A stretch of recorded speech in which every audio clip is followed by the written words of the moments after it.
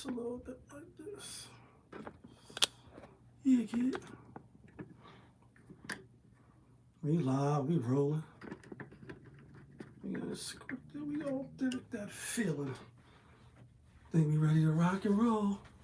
Let's get it. Yeah, kid.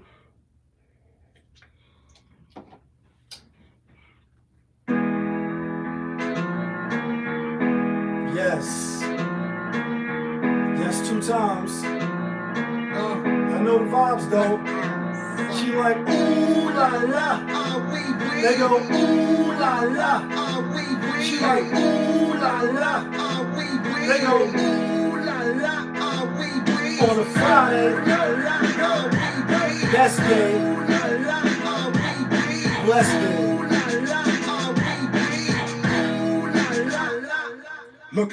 Looking for M's like I lost a friend. Hop up out the bed like, where's the bread? What it do, people? You're now tuned in.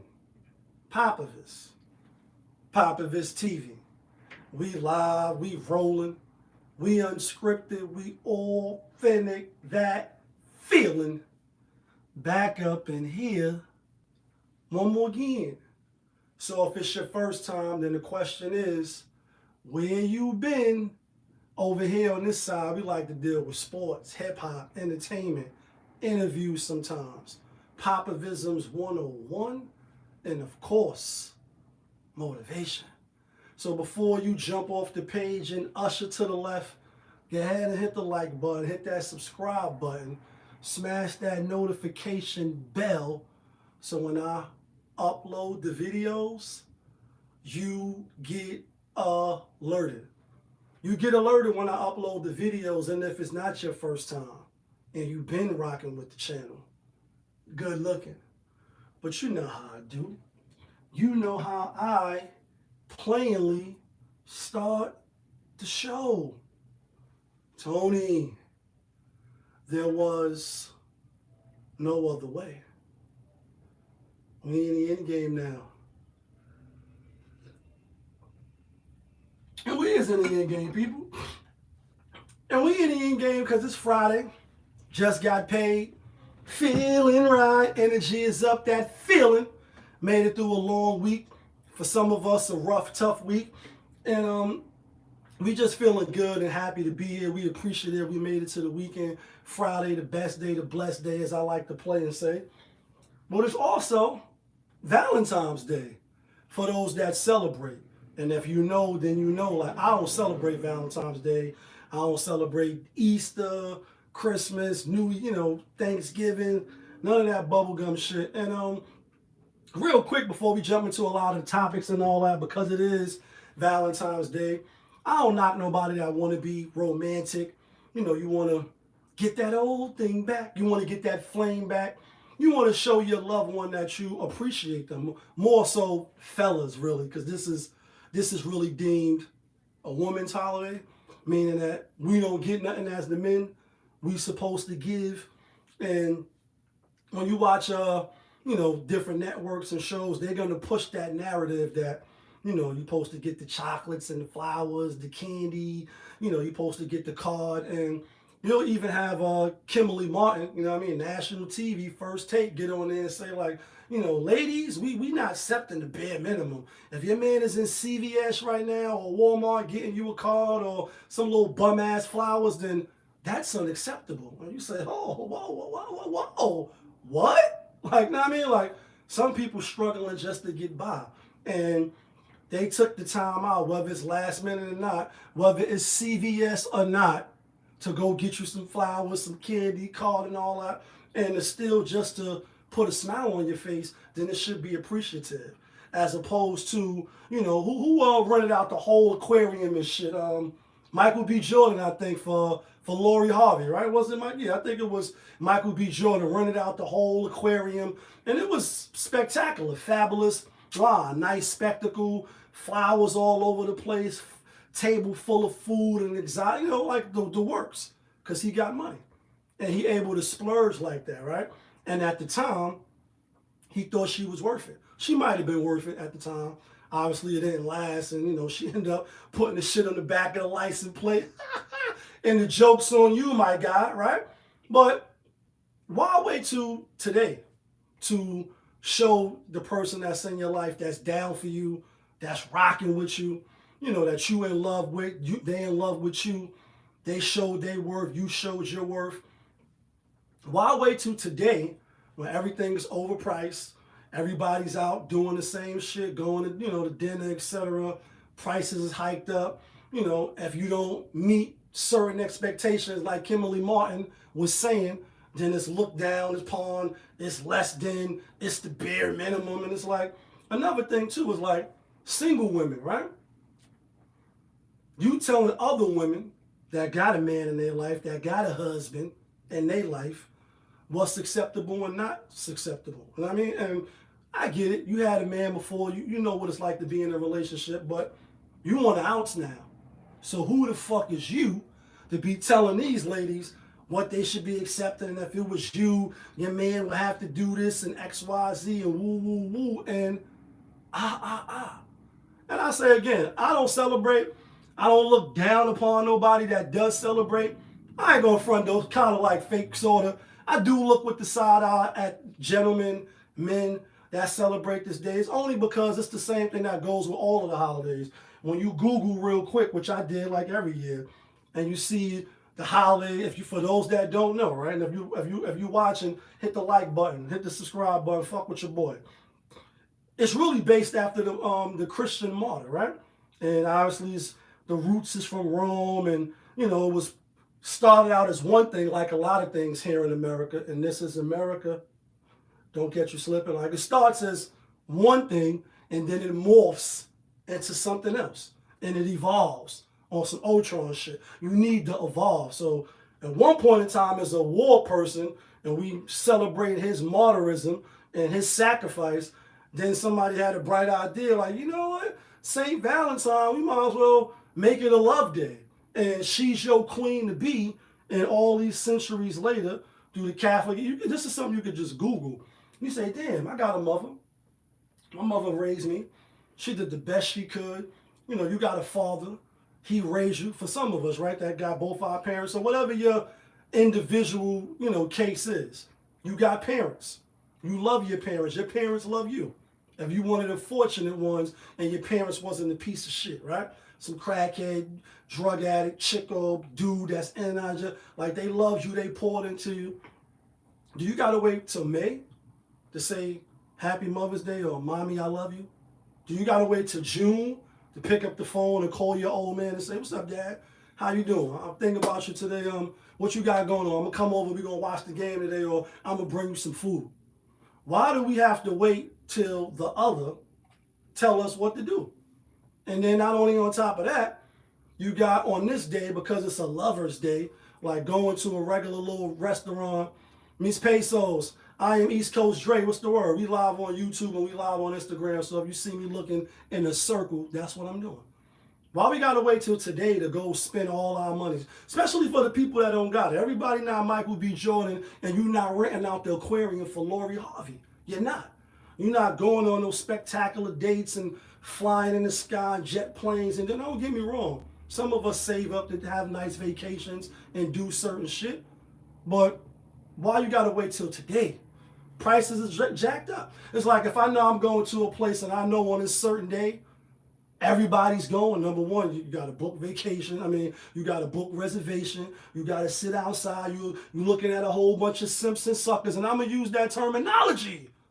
Because if you a real guy, right, then you doing these things anyway. You don't got to fuck your wife backwards on this day. You ain't got to get no extra activity on this day. You can get it tomorrow. You can get it the day before today. You can do it throughout the year. So why are we waiting until this day to do all this bubblegum shit? Just because somebody told you you had to. All these, I was about to say Raymond and Flanagan, but all these Zells and, all little trinket commercials. I don't celebrate either, Dre. That's why we're talking about all the Zells and, the charms and, little bracelets and shit. They push this shit in your face. And then when you do try to conform and you go get a little necklace, little bracelet, little flowers. If it's not up to the standards of said woman, or she feel like, man, well, Keisha got this, and Mike took his girl to this, they went to the Empire State, or he put roses all over the floor in the heart shape. Well, I don't get all that. Now you competing with other people's relationships. So it causes friction in your relationships. And I've been out on these times. I ain't just stopped celebrating, but it's been a while now. But I ain't gonna act like I never been out on Valentine's Day. I'm gonna never act like I never had to go to the store, do all this shit, and then go out with your whoever you with at the time, right? And see other couples arguing on this day, being mad. She got the sourpuss face. He's sitting, driving, she going off on the side of his neck while he driving and shit. Like you see all these things play out because we only human and we ordinary people. And we just know which way to go. Like, we just ordinary people. And so you're going to fight, you're going to do. But I just feel like for people that's letting other people dictate how their relationship should go. And you see it online all the time. For instance, this wasn't really a topic, but I'm going to talk about it real quick because I just thought about it. Neil, right? And perfect woman and independent woman and, the champagne life and chill and when you mad at me and you look sexy when you mad and love song. Like, he got a slew of hits. Like, despite how he look and his bald head, women be clowning on him. Just side note, if he was to do a versus probably with anybody in the last 10 years, maybe besides Chris and a couple other people, he gonna hold his own because Neo got hits, super hits, and he wrote for a lot of people. But recently he just got divorced, and now he online with his little 3 joints. And women is hating, they mad, call him ugly, and they like it's a lot of BO and, a lot of, they just hating. They mad that he decided to stop cheating, according to the wife that came in the house. And she like, oh, you a little Diddying. Yeah, I remember the video. She was going in and, he was playing a video game and she was calling all type of drug users and little ditties and you don't want to spend no time with your kids and woo, woo, woo. Mind you, he got with her while he already was with somebody else. So the same way you bagged them, same way they probably gonna leave you. But anyway, he's spinning in the clip. And again, this wasn't really no topic, being how we talking about Valentine's Day. The point that I wanted to make is when you get in the comments, people be saying, if it was dumb and they try to put on you and your relationship what's going on in their relationship. And you say, yo, why can't he do what works for him? You do what works for you, and I do what works for me. The problem is we comparing social media and what we see online and other people's relationship. Oh, I wouldn't be going for that. I nigga with these 3 bitches, it ain't gonna work and woo, woo, woo. Excuse me, and They look happy. Who knows? Like if they really are. But for the outer appearance, it's a united front. You see the flicks, you see the little videos, and he ain't cheating now. So now what? Because women like, yeah, he ugly and who want to be with him anyway? And what Kanye said, or was that Fabulous? Would she be with Neo if he drove a Geo? And would he be with FAB? Like, we know most women is just out for the bag. And to find genuine love, true love, or she's your queen to be, them days is kind of over. You know what I mean? And I'm sad to say that because I got little nephews, little cousins, small boys, etc. They want to have families one day. They want to grow on, to have relationships. And you got to be mindful. You got to be conscious. But now that he's not cheating, can't accuse him of that. He got 3 joints, whether they legally married or not. It's working for him. What is it? Polygamy, right? It's not, it's polygamy, right? They practicing that. Bobby can't be happy for him. Bobby can't root for it to work. You rooting for it to not work, and then you also, projecting your relationship. You're not going to be the Hov and Beyonce or the Erica Mendez and the Safaris. We see how it turns out. Do what works for you. That's my main thing. I'm not no guru. I was married. I'm not married. I filed, etc. I've had numerous relationships. I've knocked down a lot of joints. No Will Chamberlain shit. And this is just the real facts to say what my experience is, even though it may be anecdotal. I think that's the proper terminology. Although it's my own personal, I still can speak on it. And speaking on it again, do what works for you. Be honest. If you a dude that like to have more than one, like he probably did, then one woman monogamy ain't gonna work for you.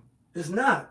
So you need to get with women that's cool with you, paying the cost to be the boss. Like, listen, I'm with you, but I want to be with her too. I want to be with all y'all. All of y'all my girlfriend. You cool with that? You cool with that? You cool with that? All right, cool. Well, let's roll. See, the thing is when you lie and you like, yo, you my all, you my everything. Oh, baby, you look good. Yo, you know it's just me and you. I don't got eyes for nobody else. Like, just because you get with somebody, Halle Berry stopped looking good. Like, no, even in her 50s, Halle Berry looked good. And what Jared Goff say? Halle Berry, no, Halle Berry. And she like, what's the Halle Berry? Like, you know what I mean? Like, Halle Berry, you still look good. Even though I got married last week, you still look good. Just because I got married last week don't mean you stop looking good. Don't mean when I start scrolling on my timeline, I don't see attractive women, and vice versa. Just because you got married to your wife last month, nigga, don't mean she don't find other niggas attractive. That's just a fallacy, because it's not true. So you should do what works for you and stop trying to copy what somebody else is telling you is going to work for you. That's what we should be doing. Let's get to some other shit, though. We in the end game because Rose. You know what I mean? 1 minute is like, yo, it's the biggest. And then 5 minutes later, the concert has been canceled. And yesterday was supposed to be, I think I'm Big Meech, Larry Hoover, whipping work. Hallelujah. He had the concert yesterday, or they were supposed to. The big, charity concert or whatever it was. BouT and 21 and a Little Baby and a whole lot of other people was supposed to be there and perform. And as Rick Ross said, right before the shit was supposed to pop off, bling, hello, is this Rick Ross? This is Rick Ross. Yeah, the concert is canceled. And tell honey I'm never coming home on some Harlem Night shit. Like right before we about to pop off, it's canceled. And obviously 50 Cent is a troll. He gonna troll. He put on his Instagram, Happy Valentine's Day or some shit like that. Like, I'm stronger than you think. And, don't blame me. Cryptic messages, etc. And I'll say this because I put the video up about the whole, is he a rat? Is he not a rat? We addressed that. Then we addressed his 50 Cent taking it too far. We addressed that. Then we addressed Lil Meech, casualty of war. We addressed that. And so now we here. Like, how do we move forward? How do you see it playing out? I see it playing out as Big Meech miscalculated, not only who he was dealing with, but, again, from the series, I don't know them in real life. I just know them like you through the camera lens and what they portray on these series and what we see on social media. He seemed to be calculated, seemed to be smart, more of the brains of the organization, if you will, right? No slight to, Southwest T, right? But he seemed to be the brains of the bunch. And obviously, when you look at the case, he wasn't the one caught on the phones, etc. Even though he had the big billboards up and all that, we addressed all that. I just think he made a bad calculation, linking up with Ross, not taking it to into consideration. How was the blowback going to be on his son? How was it going to affect him, his business relationships, and moving forward, how we going to get money together? How he's going to get money, on his own. And I don't doubt that he won't bounce back. Besides the allegations, there's some people saying, yo, it's not true, and they got the paperwork, and there's some people saying it's true, they got the paperwork. Me personally, it doesn't affect me one way. I won't be surprised one way or another. That's why we always quote Jada, and I'm tired of hearing about old niggas that had it be the same old niggas that ratted. Who cares? Let's talk about, like, who cares? One, I'm not getting money with him. He ain't telling me. I'm not going to jail because of no dealings with him. And, it's old shit under the bridge. Do some people care about it? Yes. Do some people do? Have you had the poll of people who care and who don't care? I think the polls would be higher for the people that really don't give a fuck, to be honest. They don't give a fuck if he told or not. And are you surprised if he did? This is the era where niggas is doing business with. Who came out and said, was it Hassan Campbell that got Styles P to talk about hood stars? What's the word? I think it was Hassan Campbell, that guy. Even Styles P, a nigga who, the Locks. We quote the Locks all the time on the channel, and we fuck with the ghosts over here, right? But his platform is so big, his voice is so amplified in the culture, if you will, or the dirty side of YouTube, as they say. He even had Styles P had to come out and answer because I think they was doing something, was supposed to be a rat involved, and he was doing business with him. And Styles like, listen, nigga, I'm a businessman, not a businessman. I go to work, I do deals, I gotta work with people that's homosexual, people that's racist, people that told, street niggas, not street niggas. I'm getting money. I'm a business guy. I'm not in the streets no more. If I once was, and I was living by said invisible code, I'm not living like that now. I own juice bars, I own stores, I got products for your gut and all that to keep you healthy. You think I give a fuck about if a nigga ratted or not? I'm not in the streets, so why would I give a fuck about that? We get money and we doing business. So, but some will hold on to that sentiment of the streets, street culture, and be like, oh, Styles P, you got all these rhymes about, and you hate a snake, rat, or a pig. I pop shit like I'm the second best. The first was big. Like so many references to Goodfellas and, rats and pigs, etc. But now you doing a series or you doing something. So, I think for the most part, niggas don't give a fuck. And I don't either. You know what I mean? You can let me know if you give a fuck or not. But did Meech miscalculate? I think he did. And I think for a little while he gonna feel the blowback. I don't doubt that he'll figure something out to get to the bag because although allegedly maybe kind of sort of 50 Cent came out and said he owned the rights, to their whole script or whatever, so it won't be no movies, it won't be no other series by other people producing it if it's not under his brand. But it's still his likeness, his name is still, for what it is, it's still Big Meech. Could he, make a deal or find a way to get in somehow? I don't doubt that part.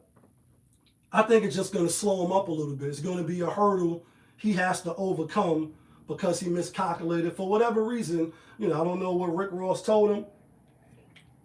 I don't know why he did what he did, but he definitely going to feel the effects. And BouT came out, he had a response on like, I gave my word.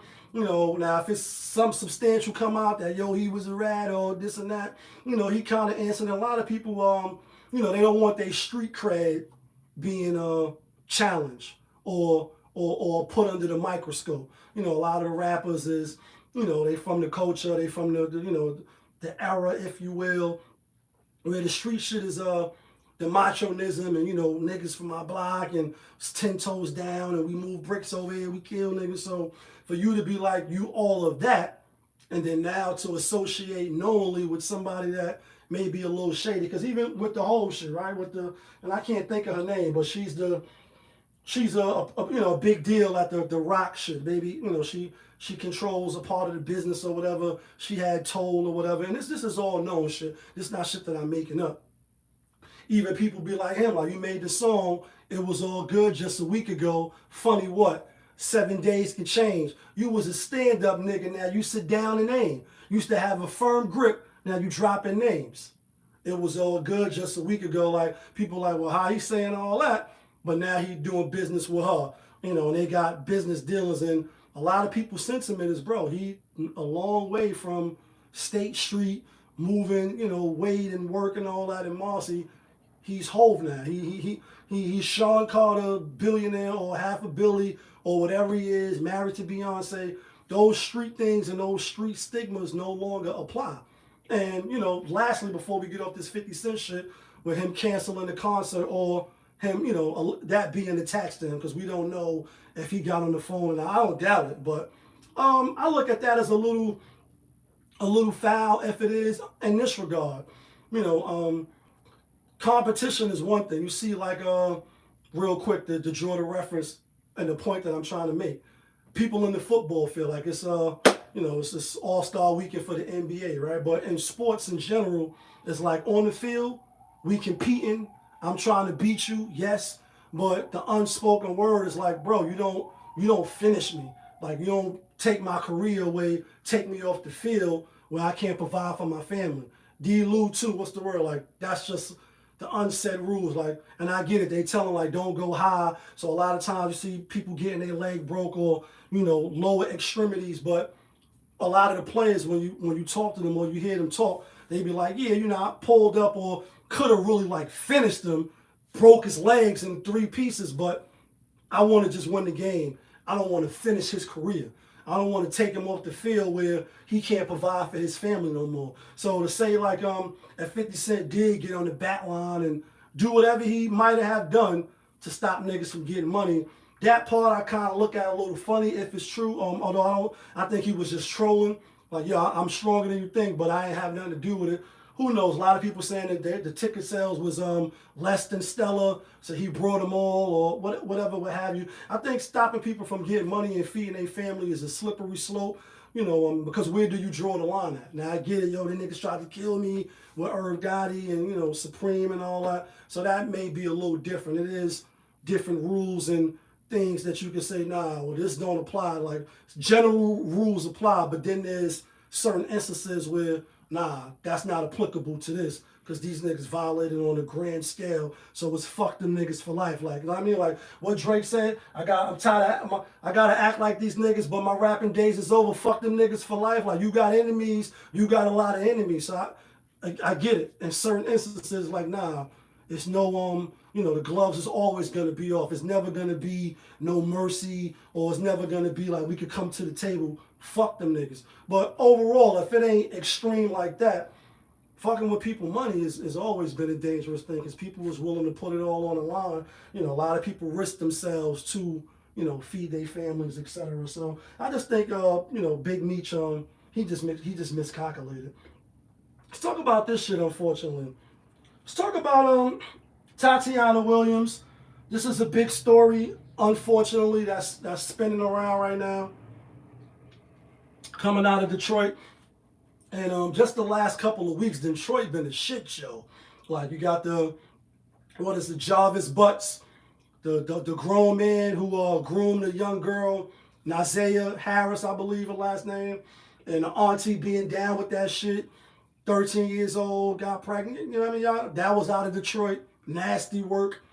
Then you had the fat rapper, the obese rapper, suing the Lyft driver, Dank DeMorse. She just was on the Breakfast Show, the Breakfast Club and shit, talking about, the LGBT and, being weight and all. Everybody try to play the victim role, right? When it comes to, whatever their circumstances. That's just a side, though. We're speaking about Detroit, and unfortunately, we're speaking about Tatiana Williams.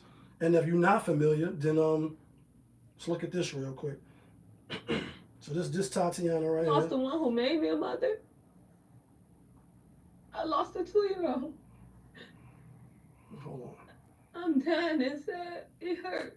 I feel like my heart is breaking. And I have 2 more kids to live for.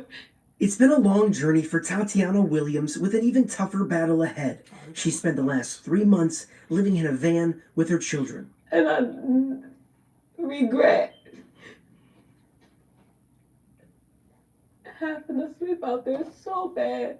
I tell them I'm sorry, but I tried. I tried to keep hotels. I tried to pay people to stay there. It wasn't working for me.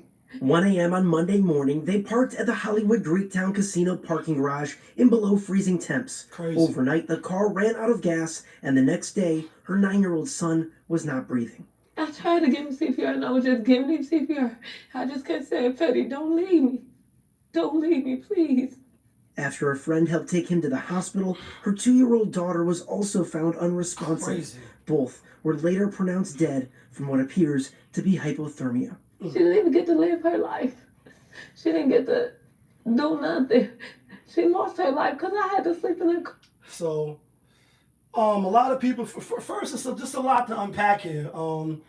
Rest in peace to the Williams family. Condolences to the Williams family, her family.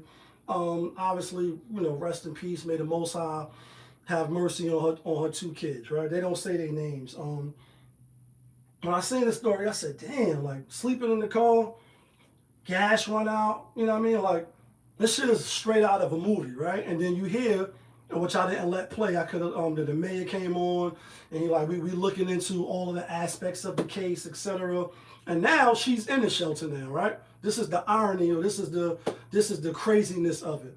She's in the shelter now, although she went and got help, or suck out help in November. And, you know, when you read the story, you hear that the caseworker or whoever, they're like, she never reached back out. And they didn't reach back out to her to see what happened. Now the two room, because she got 4 kids. 3 by the baby father, who I'm going to play in a minute, because it was a hard read on him in the comments. A lot of people calling him a deadbeat. You know, they saying foul shit about him. I don't know if he's a deadbeat or not, my niggas, people, ladies and gentlemen, and low life. But I don't like his demeanor. And this is him right here, real quick. Exposure to the cold in a casino parking lot. Yesterday, 7 News Detroit reporter Darren Cunningham spoke to the mother of those 2 kids about the tragic situation. Yesterday, I woke them up to wake them up from school. My son wasn't moving. And I kept saying, Freddie, please get up. Please. Well, tonight, Darren is getting the father's side of this story, hearing about the moment he learned 2 of his children had passed away. Crazy. Darnell Curry Sr. wiped away tears while talking with me about his children, Darnell Jr. and Amelia, and the distressing phone call he says he took from their mother, Tatiana Williams, on Monday. I went to the gym. As soon as I got on the treadmill, she called saying, can I make it to the hospital right now? I was hoping it was a sick joke, but it wasn't. According to Detroit police, 9-year-old Darnell Jr. and 2-year-old Amelia died while sleeping in a vehicle at the Hollywood Casino at Greektown parking garage. Investigators say the cause appears to be hypothermia, a tragedy stemming from homelessness. I tried. I asked for help. I asked everybody, even people out of state. But I tried. I tried to keep hotels. I tried to pay people to stay there. It wasn't working for me. You know, people just didn't like too many kids at their house. I spoke with the children's mother Tuesday evening. She told me she's been living in her vehicle for 3 months, along with her 4 kids, her mother, and 2 teenage siblings. Crazy. She says she reached out to Curry, who's the father of 3 of her children. I asked him, I said, can you get your kids for me? I said, I need help. You know I'm homeless. I done kept a room this She said he know she no was homeless. They were homeless. Had Tatiana ever reached out asking? Look at his facial expression. No, she did not. All she said was, can I get them? Can I get them just to get them? And can I get them because y'all homeless? That's 2 different things. She said she had been homeless for 3 months. Really, my nigga? That's what I saw, about 3 months, but she ain't never said nothing to me. Nothing. So all them other side stories, they can cut all that. No, she did not. Curry, who lives in Novi, says Williams never specified why she wanted to drop their kids off to him. She just Again, it's a little more clip. I want to elaborate on it. I just wanted you to see his face if you're not familiar with the story. He did wipe his eye a little bit to lose your baby girl, to lose your firstborn son named after you, to know how they died. Horrible fashion. I know on the channel I quote Drake a lot. I be being funny, but I'm not. You know what I mean? Like, I want a quick death and an easy one. I don't want to be burned alive. I don't want to die in no plane crash. I don't want to get shot up. I don't want to get stabbed up. Obviously, I don't get to choose any of these things, just like you don't. And do you ever think about when you out of here? Your record deal, your video out of here, your Mercedes Benz and your Range Rover, all that shit out of here. When the Most High say, come, my child, it's time to come back. You never know how you're going to die. Although we all want to just die in our sleep, roll over, you fall off a building, have a heart attack in your dream. You ever fall off a building or some shit about to happen to you and you wake up? That should happen to me mad times in my years, and I'm sure you too, right? I'm just bringing that up to say, unfortunately, none of us know how we're going to die. None of us know when, how, age, none of that, right? And for him to just get the news, maybe he's still processing it. I'm not going to get on here and say, yo, he a piece of shit, he this, he that, because I really don't know. What I will say is 85% of communication is nonverbal and it's not even words, meaning it's the body language. For her to be homeless for 3 months and him not to know, I don't know if I could believe that. I don't see why he got a reason to lie when you hear him like, yeah, when they come with the, the fake phony stories, obviously it's animosity or some, unspoken things between them. They're not together. The internet is undefeated for a reason. I'm gonna go pull up this quick this quick post, because they're like, yo, why his kids was dying, or, why the mother was doing what she was doing. He living his best life. And this him right here with his girlfriend. And he's like, yo, they could have, you know how the internet is. They're like, yo, they all could have slept under her stomach. She a big bitch. And we live on YouTube and we live on Instagram. So if you see me looking around, that's what I'm doing. This she must have just graduated. What's that? Alpha, or whatever that, whatever that shit is. HBCU. That's what the Greek letters look like. Or am I bugging out? Is that what that is? Right? And, she a big bitch too. No knock. You know what I mean? You like him big, you like him. If you like it, I love it. But my thing is like, bro, I get it. You live far away. You had 3 kids by her. Obviously, she got another kid by somebody else. So you got 4 kids, 2 baby daddies, right? And you let him hit and raw. And now you're a single mom. Like, you know what I mean? Like, I'm being funny, but I'm not. All of this ties in. Meaning, when you choose wrong, even when you vet properly, it's still the underlying factor that you could be choosing the piece of shit ass nigga. You could be choosing the worst chick in the world to be having a baby by. And Michael Jackson, who we quote all the time, right? And light of the Super Bowl and shit, one of the greatest Super Bowl halftime show of all time, right? He like, if you can't feed the baby, then don't have the baby, right? Someone's always got my baby. And I quote that to say, I'm not blaming her. She reached out for help. She didn't get it. She got on the phone. She hit her baby father up like, yo, come get these kids. Rod Duncan, what's the word? He like, yo, she ain't tell me she was homeless. Would it have mattered? Well, you have dropped everything you was doing to go get your kids? And she said living with the moms, etc. I'm like, yo, this shit is crazy. And it's crazy on so many levels, because although people are trying to blame him now, call him a piece of shit, etc., I'm not going to go that far. But I'm going to say, as a person with no kids from myself, I done helped raise kids that wasn't mine. And you could call me what you want. When I was involved with their mothers, I loved them like they was probably going to be mine. And I want the best for them, going to do whatever I can for them, give them all the wisdom I could give them, pour into them. They was both boys, so they need to be men. So while we together and you under the roof that I'm in, you going to be a man, and I'm going to try to show you the steps to be a man. That's how I look at it. That's how I'm giving it up. You can view it however you want to view it. I say that to say, not my kids. I still would have been like, yo, y'all all right? Because what y'all in the van? What's up with your mom? Like, what's going on? And for him to just be kind of nonchalant, like, she like, just come get him, but not come get him, I'm homeless. What difference do it make, my nigga? What difference does it make if she's calling you like, yo, you need to come get them, or can you take them for a little while? Maybe you should start asking some more pertinent questions, my guy. Like, is everything all right? Because you've been calling me a little bit much lately, telling me to come get them. Is they in danger? Are they safe? What's going on? He don't really look like he gave a fuck almost. It wasn't no oomph. You know what I'm saying? To me. That's just to me. And again, no kids for me, but I'm still in contact. That the relationship I had with my ex-son or whatever, he a grown man now in his late 20s.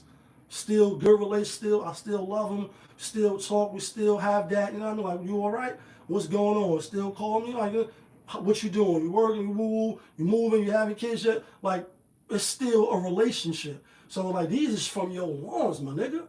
Flesh of my flesh, blood of my blood. All my niggas get down like, wow, like, where is the oomph for your fucking kids, bro?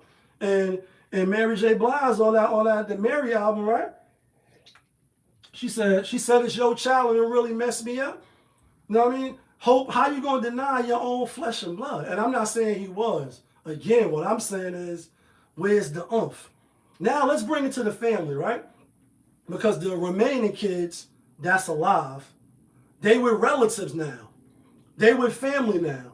And she like, y'all done reached out to family.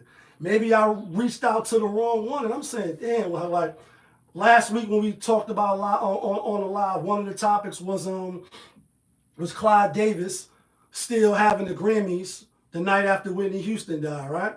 And a lot of people in the comments was like, yo, you know, he made her millions. She made him millions. And, you know, his career, or part of it, she was a big part of that. Should have shut the Grammys down if it was Oprah. If it was Madonna, if it was this, it was that. Follow me. I know it's got nothing to do with what we're talking about, but it does. And what I got on this show when I looked right into the camera, I said, all that's cool with a lot of y'all saying, but a lot of your relatives died. Your uncle just passed. He wasn't the best of uncles. Maybe he was a crackhead or, you know, in and out of jail.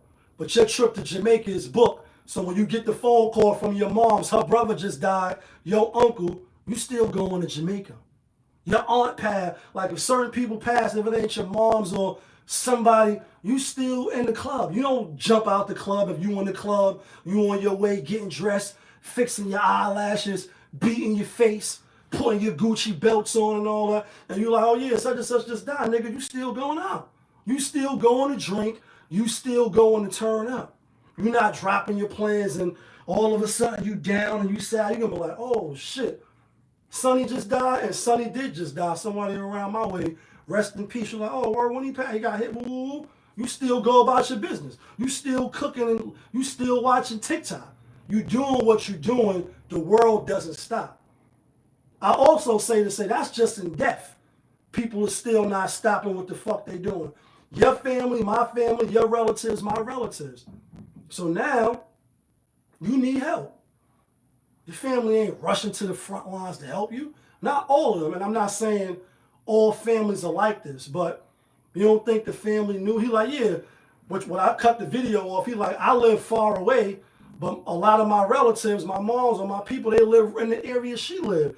She could have took the kids over there. Could she really? So why they wasn't there? They there now. After 2 kids passed, unfortunately. And then it's the system part, right? Because it's all a conspiracy, whether you believe it or not, politics, and everything is not. But I'm throwing those words out there in the sense of shit be 360 degrees, it ties in. This is how, right? So she went in November to get help. This is on record. It's not what I'm saying. It's what the man, they're going to do their due diligence, but this is facts. She went in November to get help. She didn't get help. She left or whatever, what have you. They're like, she didn't reach back out to us, but we didn't reach back out to her to follow up. And you know why? It's like the scenario or the example that I give all the time on this channel. Not babies get killed every day, be not that one. This one. You a good-hearted person. You love the kids on some Wu-Tang shit. And Wu-Tang loved the kids, right? On some ODB shit. Wu-Tang loved the kids. And we quote that a lot on this show. So you become a caseworker. You become a social worker. You see abused kids getting put in one home and, you know, mothers doing this, putting kids in the oven, hot water, fathers touching kids, etc. And for the first month, 2 months, 3 months, 5 months, like 1, 2, 3, 5, 4 o'clock, right? 5, 6, 7 o'clock, like 8 o'clock, right? A whole year done go by. You the best worker that the agency's ever seen. And then one day you wake up and somebody comes in, skull marks all on their body and all that. They was burned, their moms burned the shit out them, unfit moms. And now you want to help this kid, but you don't. You do and you don't. You do in a sense because that's your job. You don't in the sense that you get desensitized. Your heart is not in it no more. You know what I mean? You are a legal aid worker. You see that they railroading blacks, browns, and Hispanics and indigenous people. So you go through the court system. Fight the power. Court system is bad. They railroad. Don't get me wrong. Niggas be guilty, but everybody is not guilty. A lot of innocent people. And even the guilty people get time sentences that they shouldn't get. Or you just robbed the store. You shouldn't get, you burglarized the store. Your first time, second time. you on drugs, you shouldn't get 10 years. The law says you could get up to that, but you shouldn't get that. But they making you cop out. They doing all type of shit to make you cop out. When you first get in the system, you want to beat everybody case. You want to go against the system. Then they give you 30 fucking cases. Then the next day you come in, you finish 2 cases, they give you 10 more cases. Now you got 38 cases. You finish 5, they give you 10 more. Now, you know what I mean? Like, they pile you up. And this person was just walking down the street black. This person was in the car with 4 other niggas that had a gun. He ain't do it. The other people did. They try to give all of them the same time, even though it only could be one person gun. This person was just walking into the building. The drug sale was being done. Like, after a while, it was like, it's just a case. You don't even see a human face no more. You see a number. And they come in there with their bum-ass clothes on, little dirty sneakers and shoes, and such and such. Mr. Rolak, I'll use me. And say you did an armed robbery, or they offering you 10 years. Nigga, 10 years? What? I ain't even do this shit. What is they saying the best that they could do for you? All right, well, next court date, I got another case. I got 5 more cases I got to deal with. They overload you. You get desensitized, and although you want to help them kids, and Wu-Tang love the kids, you don't call back.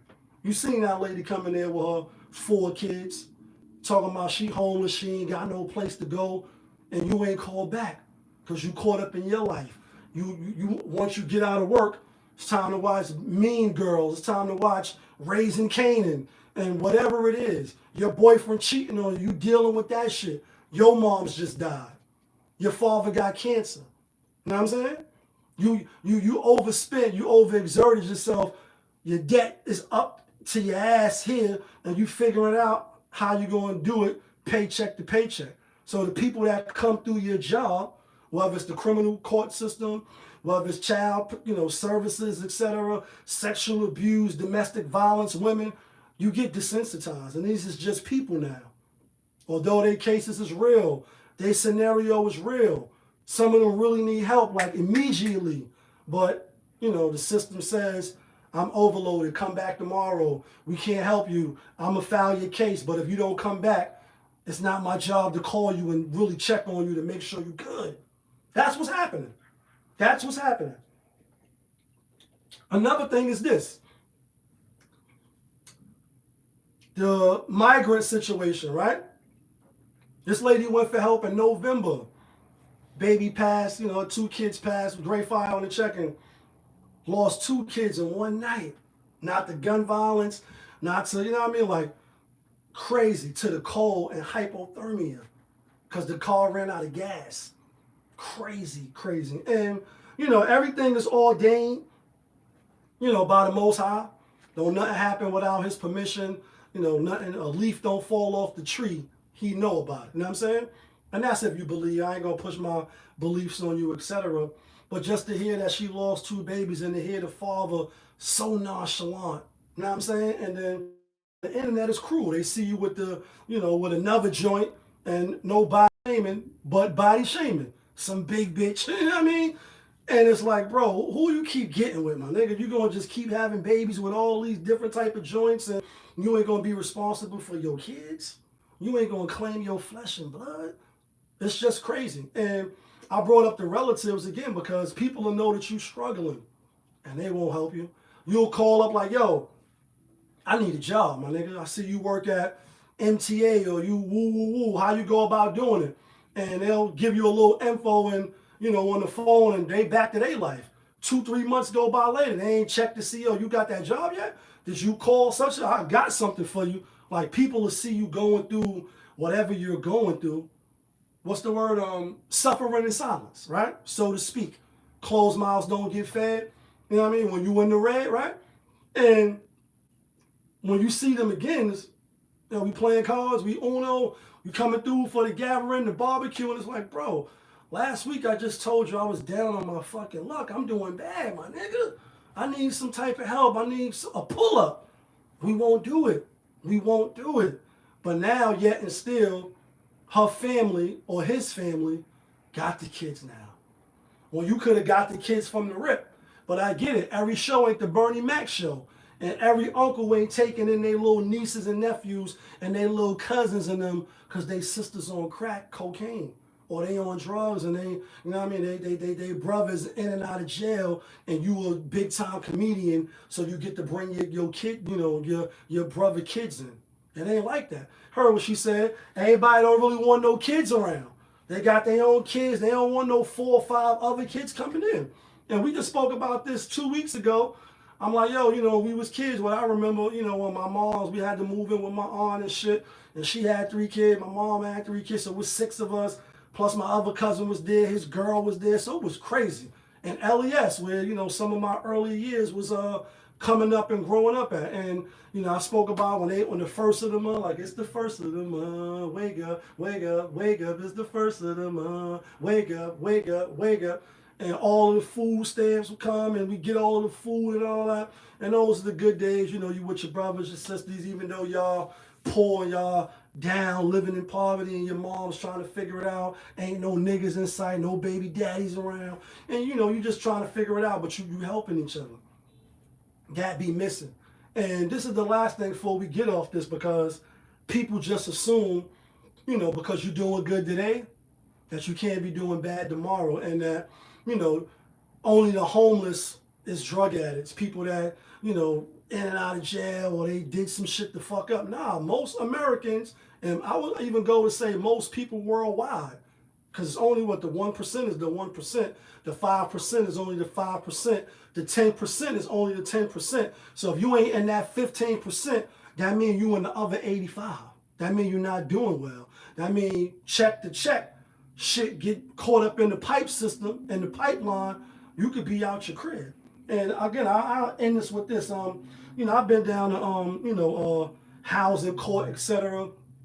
It's a lot of people being evicted, a lot of people on the verge of being homeless. And is it by design? It could be, because they want you out, you know, in your neighborhood, so they can fix your apartment up, charge somebody else some jacked up rent that can afford it. And although you're going to end up in the system, in a shelter somewhere, they're going to house you. They ain't going to have you on the street in that regard, especially if you got kids and little ones.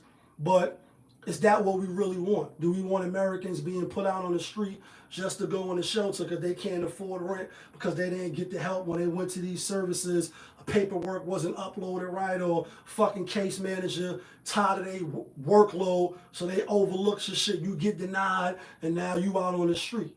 This happens all the time, and it's going to continue to happen, unfortunately, until we come up with something to combat it, and until family, you know, help each other. A lot of times, you know, you'll get burnt trying to help one of your relatives, you know, your credit up, so you'll put shit in your name, they'll fuck it up. You know what I mean? Or you'll try to go half and half on a business venture with one of your relatives or your friends, they'll fuck it up.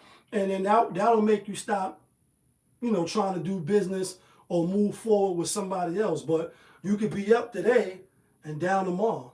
Just like you could be down today and up tomorrow. And as long as you stay the same, it'll come back around, hove, all right. So don't never think you safe. You know what I mean? Don't never think you exempt from being down. Never think that, because it's a lot of homeless people that's not drug addicts. They didn't fuck their job up. They didn't fuck up. And they homeless. All you got to do is go down to the shelter, go outside, talk to some people. If you ain't scared, everybody's not mentally deranged. You can go actually talk to some of these people. You know, how you end up homeless? In fact, it's a YouTube channel. I can't even think of the name, but it's a brother that be going out talking to the homeless. And everybody's not a crackhead. Everybody's not a dope fiend. Everybody's not a prostitute. You know what I mean? You'd be like, yo, they'd be like, yo, I was in the army. I had an executive job. I was making $100,000 a year, $150,000 a year. I got divorced. My wife took half. This happened. They laid us off. You know, I had so much credit card debt. My resources was exhausted. All of a sudden, I couldn't get unemployment. Such was overlooked. And now I'm out on the street. And there's plenty of people, folks, you'd be surprised. Nigga be partying with you and all that while you drive away. They drive away, but they living in their car. You don't even know it. You don't even know it. How a nigga said put Molly in her champagne, she ain't even know it. Like some of the people that you know, they ain't doing well. But of course they can't put it online because, you know, now it's an indictment on them, the ridicule, the criticism, especially if you a man. Ain't nobody criticize, ain't nobody empathizing and showing no grace for no man. You know what I'm saying? You expected to get it out the mud. And even for some women, they be like, what happened? She ain't got no baby daddy or we're a family or woo woo. And it's like, yo, I get it. You live in the same neighborhood I live in, but you walking around with Gucci, Fendi, Prada, and you think you lit. And you don't even know that you just one bad situation away. And I'm not wishing this on you from being like other people. And they say, you know, you only can appreciate your health when you're sick. Because you don't think about being sick when you're healthy. When all systems is go, and I'm in the gym running 5 miles, listening to Dirty Soda in the styrofoam, spend a day to get my mind blown, dress it up and go to Nassau, 200 miles on the dash, like I'm getting it in. I don't give a fuck who on the side of me, who think I'm yelling too much, I'm getting it in. I'm not thinking about being sick, ain't no scratchy throat, ain't no aches and no pains, I'm getting it in. But then soon as when you feel a little scratchiness, soon as when you wake up like, oh shit, I can't even go to work today. A little small sickness, you start to appreciate, damn, I was able to get up and run 5 miles. I was able to get up and bust a mile or do whatever it is. I was able to get out and about, to be around people. Now you sick and you can't do that. So I just say that to say, like, appreciate the good times when it's good, and never ever think that just because you doing well, that the Most High won't change your whole circumstance. Not that you're a bad person, but, you know, my belief is every year you're going to be judged. You're going to be not judged. You're going to be tested with, you know, hunger, you know, finances, loss of life, loss of property, shit like that. And, you know, if you have faith, then you should have patience. Obviously, you know, don't give up, you know, your faith. Try to stay firm. And sometimes I be needing that myself, you know, even though I say I believe, etc. And, you know, I'm a prayer warrior. I pray a lot. But, you know, the world has a way of making you think like, damn, is my prayers being answered? You know what I mean? Like, what's the lesson that I need to learn? And sometimes you just need to take a step back. But this is the last thing I'll say before we get off that and get to the next topic, right? Is, you know, you could believe in the Most High, you could believe in God, etc. But that don't mean you should leave your doors unlocked. That don't mean you shouldn't have, you know, security. That don't mean you shouldn't have protection. Walk outside, just I believe and nothing gonna happen to you. No, you still should carry and be licensed to carry. You still should have security systems on your house. You still should have them Rottweilers sitting by the door that you feed gunpowder so they can devour the criminals trying to drop the decimals. You know what I'm saying? You still should have these things in place even though you believe in the Most High, because, you know what I mean? They could come anytime. So you have to be prepared. So the point is to believe, but then still prepare and be ready. Understand? Let's talk about this shit though. Speaking of housing, the young sister, Tatiana Williams, again, rest in peace, etc. We have Mary Cohen's, or Cohen, whatever her name is, right? Let me see something real quick.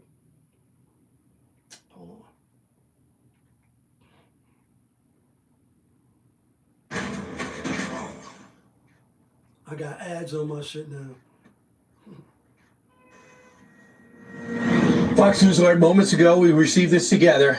We received a statement from the DHS regarding the $59 million sent from FEMA to New York City migrants last week. Quote, what? 4 employees being fired today for circumventing leadership and unilaterally making the egregious payment for hotels for migrants in New York City.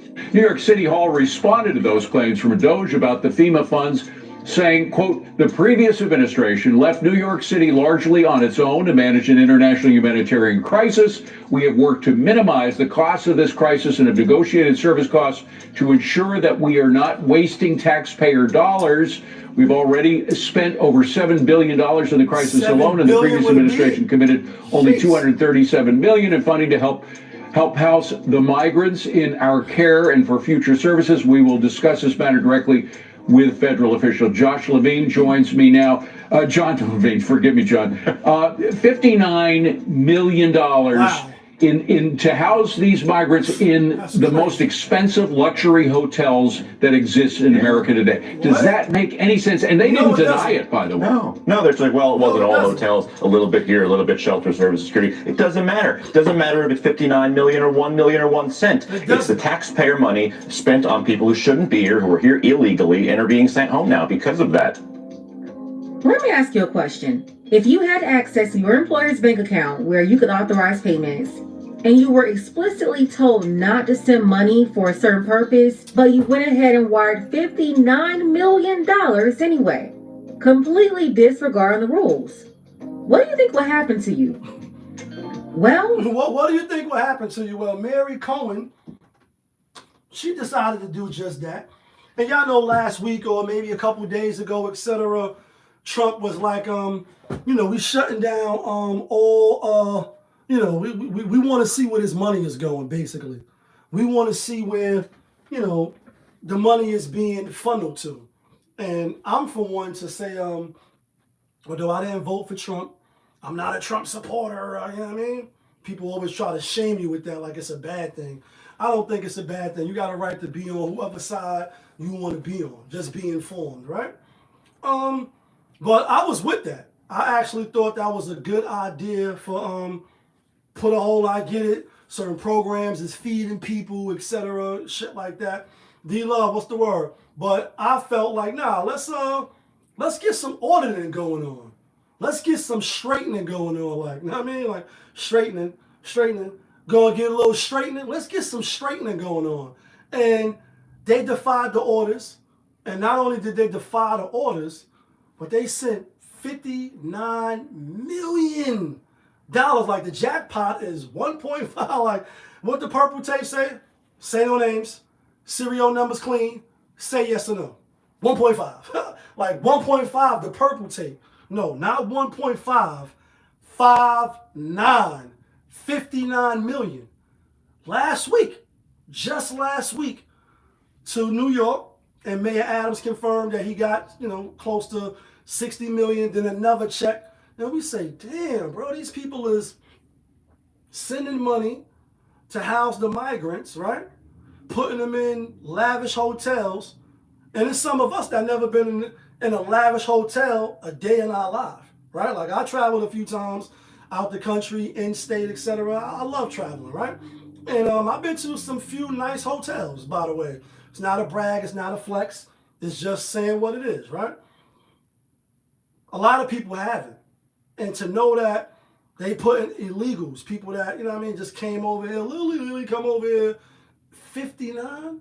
Yet the sister and who we just spoke about, last topic, if you just tuning in, Tatiana Williams went to get help, didn't get the help that she needed, slept in the van, lost 2 of her babies, now she's in the shelter, and people just come over here and we just handing out beds and et cetera, right? And when the clip first was spinning of Elon Musk at the White House and his little son was talking to Trump or whatever have you, a lot of people was focused on that, and that's the only clip that I seen till I watched this video right here, which is the pink book lessons on YouTube. I like the sister channel. Her channel her channel was lit. It's bigger than mine. She covered a lot of trending topics, etc. From a woman's perspective, she a married woman. For those in the back and you don't know what I'm talking about, but as I'm watching her video, I tune out the little kid talking, and I'm starting to listen to what Elon Musk is saying. This is what should be covered. He like, yo, we owe trillions. We in debt like crazy, and a lot of that is due to money just be given out everywhere. You get $1 billion, you get 100 million, you get 50 million, you get 200 million, you get this, and all of these agencies like FEMA, right? And you can say what you want, and I'll say, my thoughts and my opinions obviously is not factual or 100%, but I will say I stayed in the Holiday Inn last night, and I'm being funny. What I will say is, when I first came home off that 10, right? One of my first jobs was working for a nonprofit and organization. Now that's a little different, obviously, than FEMA, the IRS, and all of these different government agencies. But I'm only pointing that out to say, you know, when you're a nonprofit and you getting a lump sum of money, and it's up to 1, 2, 3 individuals to divvy up the money, say where the money goes, you delegate what's what. If it ain't nobody overseeing that, it's a lot of money that slipped through the cracks. It's a lot of money that slipped through the cracks. So what you think, you know, at these government agencies, they just writing blank checks and they cashing checks. Nobody's, you know, overseeing them. Nobody's auditing them, looking through the books and seeing what's what. You don't think money is being misappropriated? If you think that, then I got a Brooklyn Bridge I could sell you, and you could buy it right now over the internet waves. You could buy it right now. And you know, with Elon Musk and what Trump want to do, again, I'm not a supporter. I didn't vote. You need checks and balance. And what they saying is, in that clip again, even though a lot of people like his son, like, yo, shut the fuck up, and you ain't the real president, that got the real news in the headlines. But not what he was saying. He's like, yo, it's a lot of money that goes to these organizations that get swept under the rug that we never even look at, that we never even give a second thought to. And if we did, then we could stop 59 million being delegated to a place that it shouldn't be.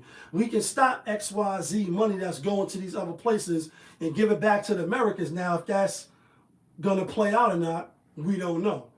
In theory, he's saying we could lower taxes, we could lower your mortgage, we could lower your condo, we could lower interest. You'll see the residual, you know, the residual effects at the stores and the pumps, etc. And ultimately, you know, I often quote Sadat X where he say, if my crew don't get in, then the X makes an exit to the rear. I'm out of here. Don't front on my brothers. Take care of them before I take care of others. And I'm saying, like, we supposed to be taking care of the American people first. I get it. You big mama, you grandmama, you want to help, you know, the people in the neighborhood, etc. But if you poor and you live in ramen noodles with bologna sandwiches and sugar water, you can't let the neighbors in. You have to feed your household first. As bad as you want to, as much as your heart bleeds for the people upstairs that don't have it. You might can let them in your house if your house got heat and they don't. But food, how are you going to give somebody food if you don't have food? We giving resources to all these other people, and it's Americans here suffering, starving, being evicted, living paycheck to paycheck, can't really afford it, yet we giving billions to Ukraine. We giving billions to Israel to fight Hamas. We giving all this money away, and the American people that's right here is fucked up. Now, some of y'all be like, yo, you got to get it out the mud. You got to figure it out. Cat daddy, you got to do woo. And again, you might got to figure it out right now. And I know online when you scroll, it's like, yo, invest in this. You can make $10,000 a month. You can do this. You can do that. You can get the vending machines. I'm going to show you how to do this. I'm going to show you how to flip a t-shirt business. I'm going to show you this.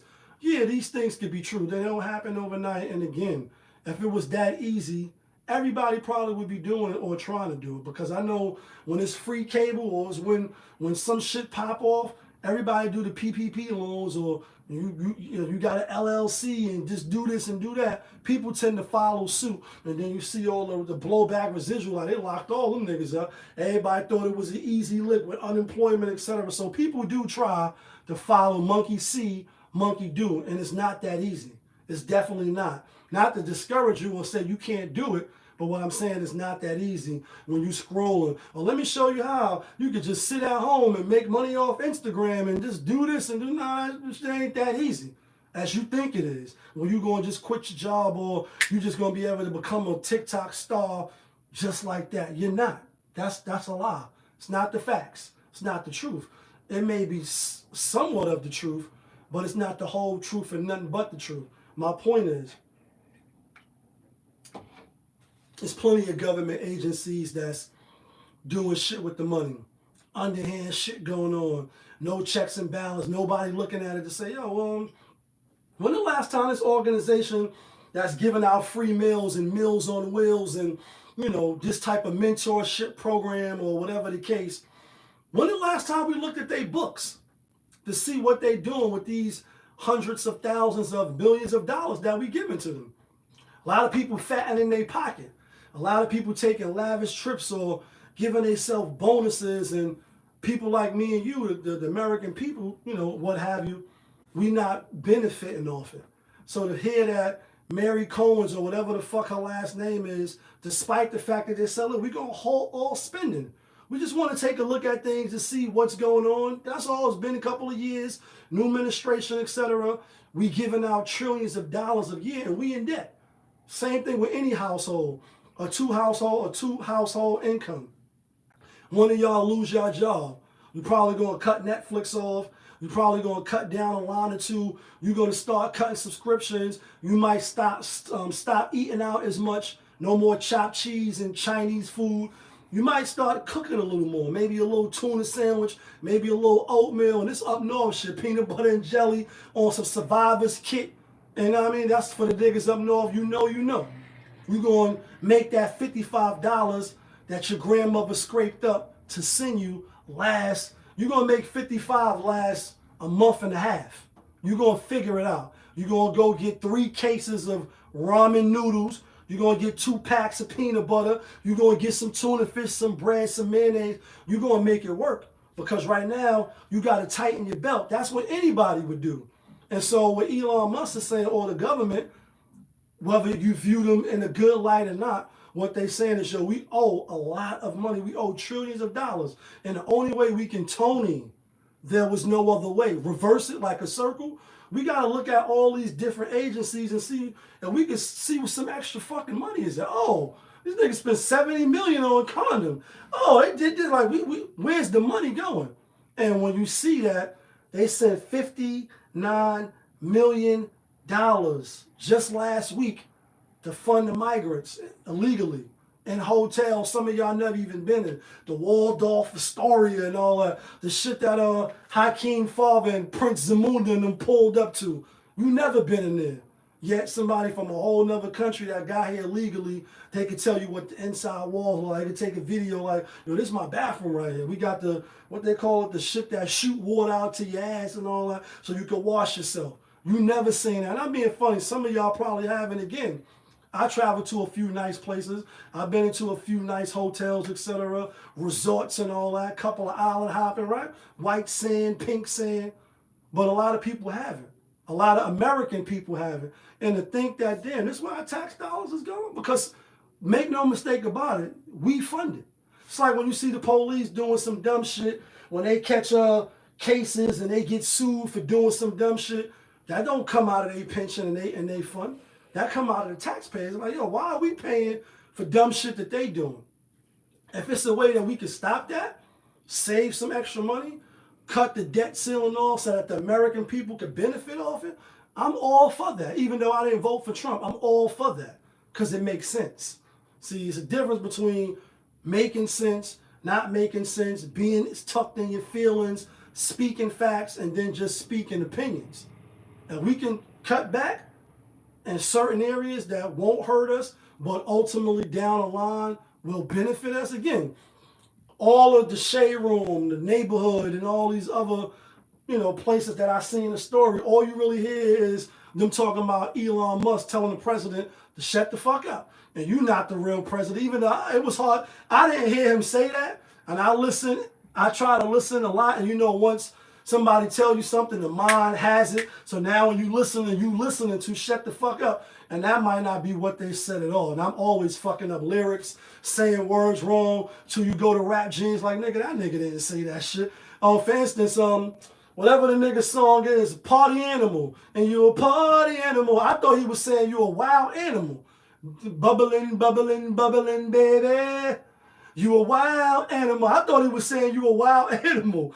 And Keish like, nah, Lee, he ain't saying wild animal. He's saying you a party animal. And I'm like, nah, you wildin'. And she, played it, showed me. I'm like, oh shit, this nigga definitely saying you a party animal, not a wild animal. So my point is, the mind can hear whatever it wants. And I'm listening to the clip, trying to see where he's saying shut the fuck up at, and you ain't the real president. But that wasn't even should have been the main thing out of that clip.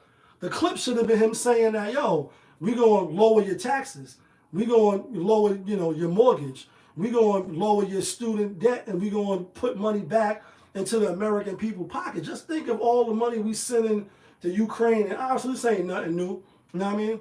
Mochi, what's the word? Tupac already been said they got money for wars but can't feed the poor. There's plenty of people over here. Again, not everybody's not a crackhead. Everybody's not a dope user. Everybody not on the boulevard selling a pussy, right? And then end up homeless. It's a lot of Americans that some protected our country, vets, and working class people, fell back on their mortgage, lost their job or got cut back, couldn't get unemployment, or got hurt at the job, disability didn't kick in right away, and your landlord still saying, oh no, you got to pay. And then again, if you ever been to, housing court, they kicking niggas out left and right, evicting people so that they can renovate your apartment to put somebody else in there and charge them more. Oh, you only paying $1,500 a month? Oh, we going to kick you out once you fall upon hard times. Then we're going to get somebody else in here. We're going to make another room out of your 2-bedroom, make it 3 beds, and now we're going to charge $3,000. And they can afford it because they're a little more in the upper echelons of renters. And we'll put you in a shelter. We'll put you in a bum-ass, rat-infested, roach-infested hotel, you and your 4 kids. And then once we get the apartment and another apartment, we'll put you in the Bronx somewhere. And I'm not being funny. I know the people in the Bronx like, oh, what do you mean? I'm from New York. Bronx, Harlem, Brooklyn, Queens, Staten Island, Long Island, stand up, right? We'll put you in a real shitty neighborhood after we kick you out of your place, raise the rent for your place, make all the extra money, and all these people is down. Just go to housing court.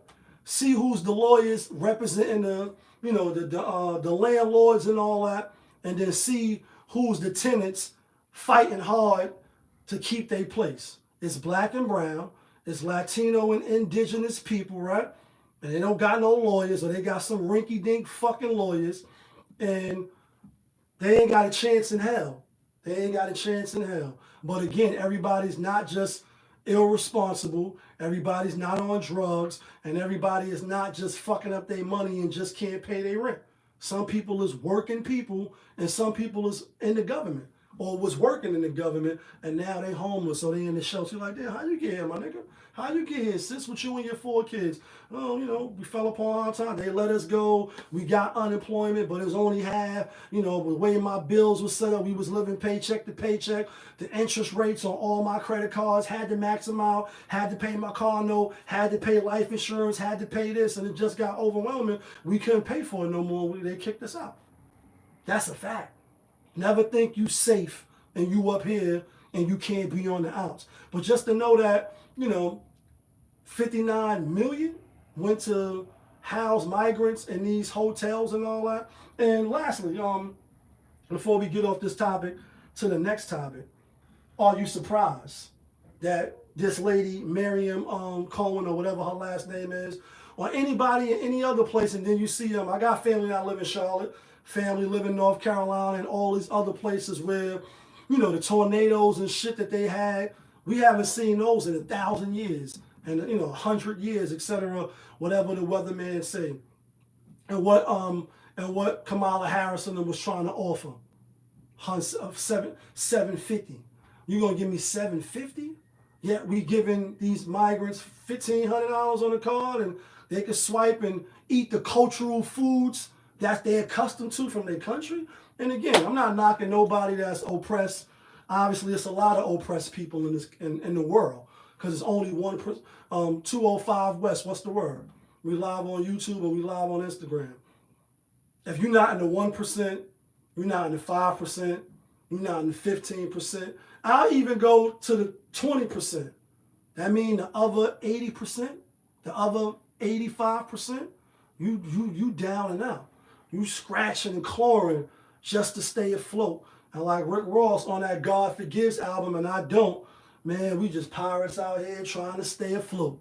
A lot of people was just trying to get by on some Tyler coalition, just to get by, just to get by. So when something extreme or drastic happens and it knock you off, That shit could set you back for months, for years. And you'll be out here like, damn, I just was up. Now you down. You just was up, but now you down. Now you in a shelter. Now you homeless. Now you trying to get government assistance. You're like, damn, I fought for this country. Put my fucking life on the line. And dun, dun, dun, dun, like your life's on the line? I fought for this country, put my life on the line. And you mean to tell me I can't get no assistance, but people that came here illegally, etc., they get, you know, food stamps and government assistance. They get to eat traditional foods and they get to get put up in the Waldorf Astoria? What? What? I'm homeless. I'm sleeping on the train now because I don't want to be in your funky ass shelters hoping not to get burnt alive by some crazy mental health motherfuckers. This is the reality, folks. So never think it can't be you. But let's talk about this. Got like 2-3 more topics maybe. Let's talk about Mayor Adams, right? Because we talked about the government doing what the fuck they want and all these different agencies. And I work for a nonprofit, so I know that if the government give you $1 million, but it only really take you $750,000 to run the organization. Somehow, some way, we're going to make it about the hood. No, that's a whole reference.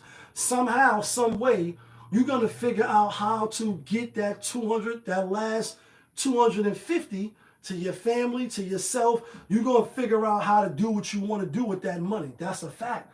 Because, you know, greed is greed. And a lot of us, you know, we all human, so we all subjected to the things that we subjected to. But Mayor Adams, right?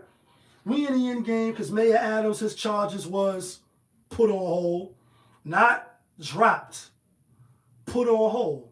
And we see the borders all sitting down with him like, yeah, you know, if you don't do what we say, I'm going to be in your office, up your ass. Pause. So Norton, when I bend over, start fucking. Eddie Murphy, you a fool for this one. Y'all know what I'm talking about on Raw or Delirious. You know what I mean? So when I bend over, humada. And that's what the Bordazar was telling Mayor Adams. He like, listen, if you don't do what we say, and you don't do it when we say do it, and how we say do it, I'm going to be in your office, and I'm going to be up your ass. Those is his words, not mine. That's why I said that. And I'm not surprised. When you put the beat on, I'm not shocked and I'm not amazed. On the contrary, right? Biz Markie, rest in peace, make the music with your mouth, Biz. He said when you put the beat on, you will be shocked and amazed. No. On the contrary, when you put the beat on, I'm not shocked and I'm not amazed that this happened. Trump like, yo, they doing you dirty over there at the roast or whatever. But this is what, before we get into, you know, whether he's on the string now, he's indebted. Mayor Adams is on record as being a Democrat. Donald Trump is a Republican. And oh shit, they helping each other. This nigga part of him, or he put the case on hold, put it to the back burner. Oh, so they do work with each other. It is the same government. They do backdoors and they shake hands and they make deals that determine the outcome of what happens to us. Oh, that's what you saying? Right. Because I was under the impression that it was one government over here, one government over there, one's Republican, one's Democrat. They fighting tooth and nail against each other. They don't never work with each other. They don't never come together. And oh, this shit is separate. Nah, this shit is together. And one is a Republican, the president. One is a Democrat. They say, yo, I'm going to get on the phone, tell a DA and all them niggas, listen, drop the case, put the shit to the side, let them focus on the immigration shit that we focusing on, and you leave them alone. And if we get any back talk, we get anything, we sending them down there. Are y'all surprised? Are y'all really surprised? I'm not surprised. Is he compromised now?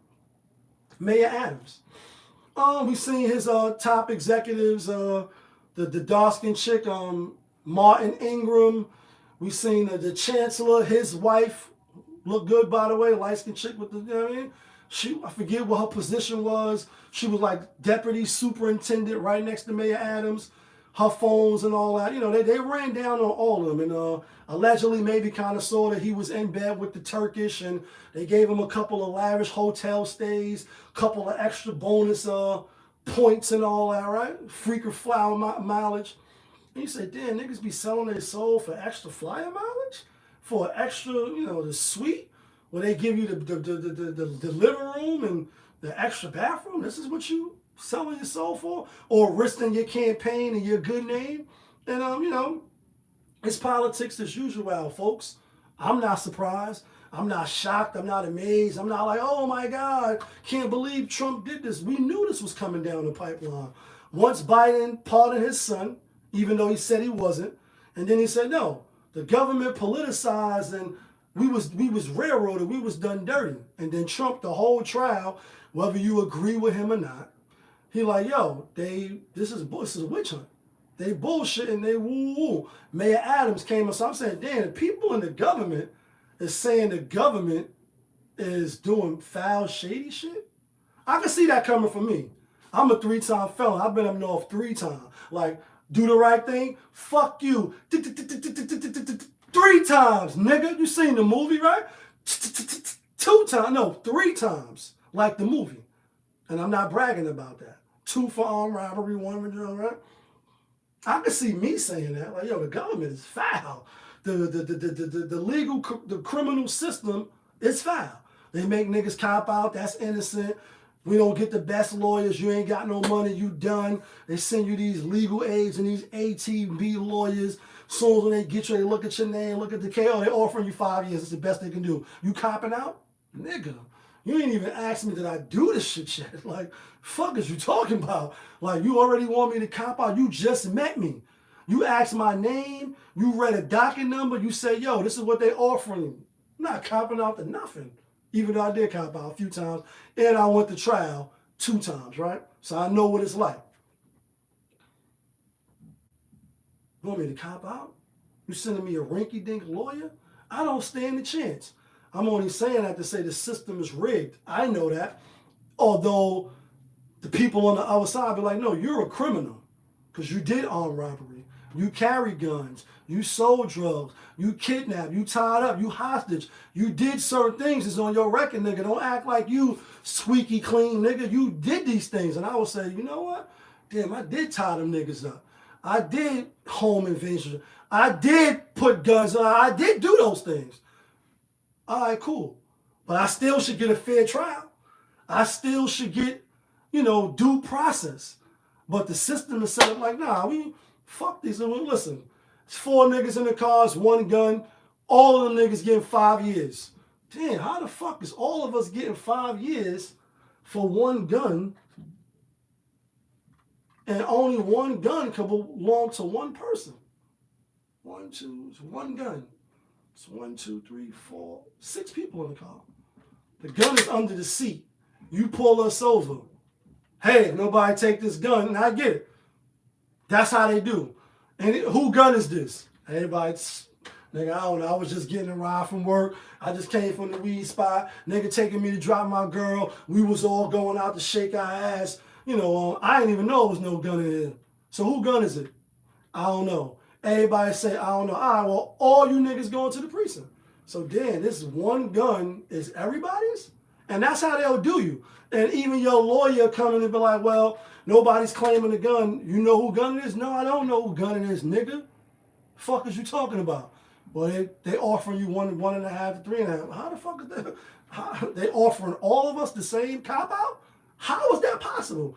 I'm only pointing that out to say a sitting president, an acting mayor, a former president, Biden, all said the legal system, prosecution, and the legal system was politicized and was after them. Not coming from a former criminal. Somebody who, again, I just told you some of my rap shit, right? Shit that I want to, it's shit that I ain't get caught for, right? And I mean, just keeping it a buck. Those are the things that I got caught for. But it's shit that I didn't get caught for, right? I could see me saying that, like, they railroaded me. I had 2 felonies. I came in on the last one or whatever. You know what I mean? The gun was over there or the dope was over there or whatever. Nigga ain't see my face. I had the Pooh Shiesty. How the fuck you gonna see with the gun in his mouth? Or like Dr. Dre, how you gonna talk with a gun in your mouth? Nigga, you talking all that shit. Well, let me see you talk with a gun in your mouth. Oh, you can't talk now. Nigga, your eyes was closed. How you saying it was me? Oh, they saying it was me, so it was me. You fucking railroaded me. I could see me saying that, but a sitting mayor, a president, a former president that's on the like, nah, they railroaded my son. They used the political system. So again, are you surprised that he got the charges put to the side for some political favors? No, people, come on. Let's be real. It ain't no poppy fields made in Harlem, Miss Hawkins. And who threatened to kill you? They threatened to kill me. Who is they? Kareem Akbar. He is the true leader of the CMB. And if I'm going down and taking all you niggas with me, I'm being funny, but I'm not. My point is this. Is he compromised? I don't think he's compromised. I think that he's playing the hand that he was dealt. Like, yo, they got me on bribery or whatever they got me on, but they don't really got me. I'm not copping out to the shit. And Shaggy, it wasn't me. So now that the new president is in, he has some problems with the DA and the prosecutor's office. He know what it's like to be railroaded and have trumped up charges about some hush money and all that with this bum ass porn star. Maybe he'll let me off if I start, you know, chummying up to him. And we all would do the same thing LeBron James did. A lot of people was like, oh, his son don't deserve to be in there. Woo, woo, woo. I got the power. I got the cards. You think I'm not putting my brother and them in position? X said if my crew don't get in, then the X makes an exit to the rear. I'm out of here. Don't front on my brothers. Take care of them before I take care of others. Everybody else do it except us. Everybody else. In fact, we do the opposite. You have one bad run-in with your cousin. You use your credit. She fucked it up. So now all your other cousins is dead. You ain't doing no more business with your family. All your family is dead now because of one person. They tricked you not to get money with the people who look like you, who rock with you. But they do. They stick together at all costs. They don't badmouth. If they do, it's behind the scenes. So all they doing is political chess. We seen Power. We seen, what was the fucking, the mayor name? Tate, right? Lorenzo, O-Dog. We see how these niggas give it up. It ain't no different than that. That's just a little peek. It's corruption going on. Now, is it foul? And the American people, the public, do we put these public services individuals in office to work for us? Yes. Do they break the trust of us? Yes, all the fucking time. Are you surprised? No, I'm not. I'm not up in arms. Do that mean he can't do his job now? No. And then the last thing before we get off this, because people like, yo, now they letting in the Rikers Island, the sanctuary places, the churches, the this, the that. No, I get it.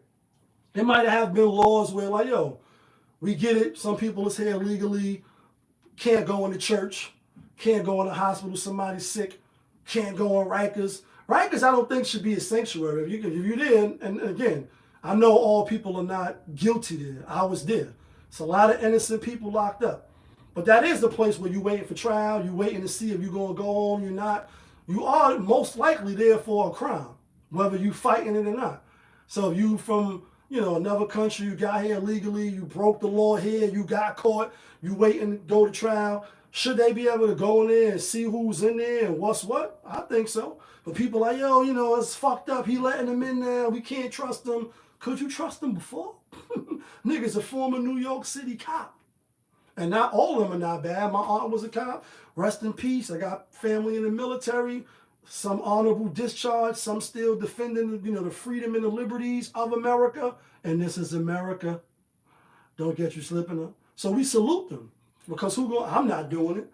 Somebody got to do it, but it ain't going to be me. And it's probably not going to be you. But maybe one of your relatives. So we salute them. We appreciate them. But let's not act like it's not corruption. Obviously, we don't want that.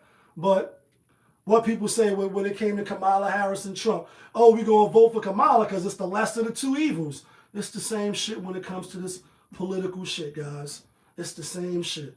You get what you could try to get. You have a strong union. You have a strong people to say this is who we vote for. If they fuck up, then you vote somebody else in off different merits. But I'm not surprised, especially from the precinct he worked out of. Come on now. Super corruption. Kidding me? The fucking lieutenant guy that he had, after like 2 weeks he retired, or he bowed out gracefully. And the game is ours, we'll never foul out. Y'all just better hope we gracefully bow out. Put your hands up, niggas, bitches, busters, hustlers. Come on now. Got like 2 more topics. Let's get to this shit right here. Video that's spinning around in the clip. I saved it because it draws to the fact of when should how do I get out of this? Hold on. When should you put yourself on the line? Black man, black man, black man, all these black men standing out here. They let him hit me in the face with a brick. Remember Shorty? The Somalian chick or whatever she was? The gay lesbian joint? Talking about black man, stand out here. She lied, shot her face with that silicone or whatever the fuck she shot herself up with. Make her shit look crazy, go on GoFundMe, get everybody in an uproar, and it's provocative. It gets the people going. She got y'all going. Y'all sent her all your money. What's another clip spinning right now of the security guard dude smacking the shit out this black lady? And I got the clip right here. Believe I do. Yeah, right here. And it got a lot of people mad. It got me, say mad, but I have some thoughts on it. We're going to talk about it right now after we show the video.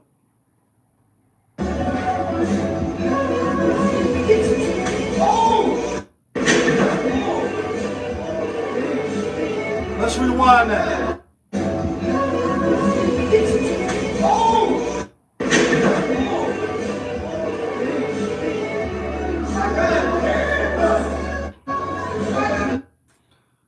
I just got the music playing. I don't want to get strike for my video. Have my whole live strike down for some shit that I don't care about. Song I don't even know about. But anyway, a lot of what I do want, I'm gonna go to the comments. I do want to do that.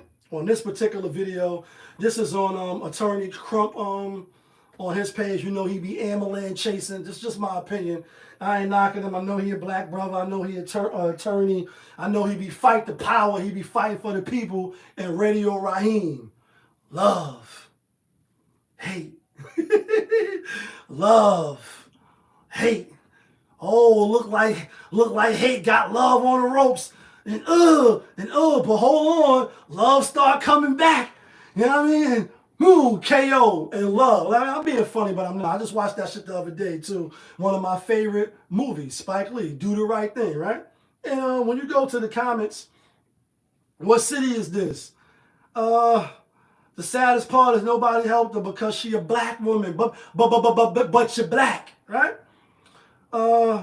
He was fired and was the security company he works for. Well, was he fired? And the white boys were laughing too. Shake my head. The white security or cop, he wasn't white. He looked Arab to me. He looked Albanian, Sudanian, Arabish. You know what I mean? It's crazy how not a single dude stepped up to stop dude. I don't care what she did. So even as she spit on him, even as she hit him first, and I don't know, it's a small clip. We're not judging, but I will give my thoughts in a minute. I'm just reading the comments. I don't care what she did. You don't just slap her like that. Come on. She is still a person and deserves some respect. I'm definitely a woman that will fight a man, win or lose. I don't suggest you do that, ladies. I tell my nieces and little cousins and them, listen, don't be trying to fight no man. I get it. You think you strong, you independent, you think you're going to whip some ass. Chances are you're going to get your ass whipped and you're going to get hurt. So if you can, avoid the situation at all costs, because every man is not going to say, she a woman. She a little woman at that. She about 5'4", 5'6". I could easily crush her. Let me just chill. Some men with the shits, especially after you antagonize them. Internet, do your thing. Find this thug. Have him arrested. Taco Bell, you got 3 seconds to respond. So we boycott Taco Bell next. You know how black, you know how people be, they be quick to be over emotional and overreact. And I'm being funny, but I'm not. Black men watching, shake my head.